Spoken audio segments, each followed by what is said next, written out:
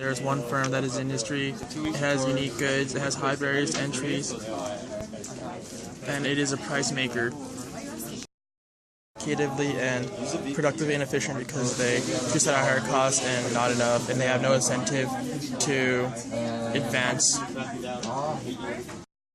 Competition, there are a high number of sellers, no barriers to entries, differentiated products, and advertising since there are differentiated products. Yeah. We learned about the imperfect competition oligopoly. So it's more imperfect than a monopolistic competition, but less imperfect or more perfect than a monopolistic. So there's high barriers to entry and the control over price, but we have this thing called game theory. Okay.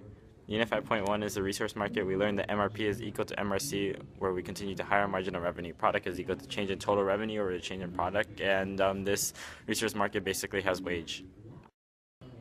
This is Unit 5.2. We learned that MRP, or resource, is equal to demand, and we also learned about a couple of different shifters of resource demand. One is change in the demand of the product. Two is change in productivity.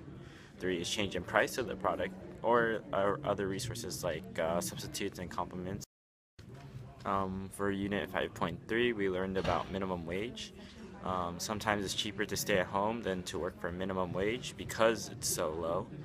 Many thousands have been displaced because of minimum wage, and minimum wage is good and bad depending on whether or not you stay in your job.